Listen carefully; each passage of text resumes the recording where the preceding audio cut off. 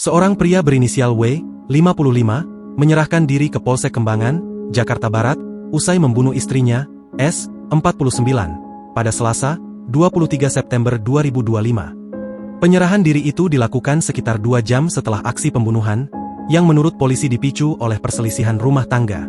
Kasat Reskrim Polres Metro Jakarta Barat, AKBP Arfan Sipayung menjelaskan, pelaku menyerahkan diri karena menyesali perbuatannya.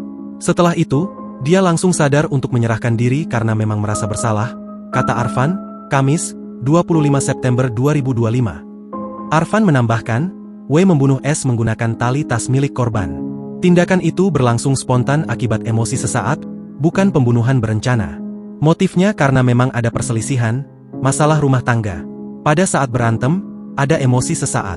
Masih didalami apakah terkait masalah pribadi atau ekonomi, jelas Arfan.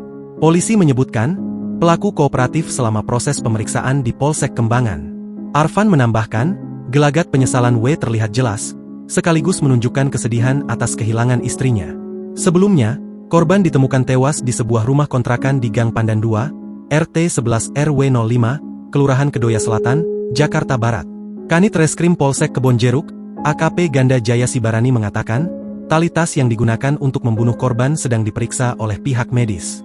Di TKP itu memang ditemukan ada sebuah tali tas, yang diduga digunakan pelaku. Tapi sedang dicek oleh dokter, nanti hasil pemeriksaannya seperti apa, ucap Ganda saat dikonfirmasi, Selasa, 23 September 2025. Download Tribun X sekarang, menghadirkan lokal menjadi Indonesia.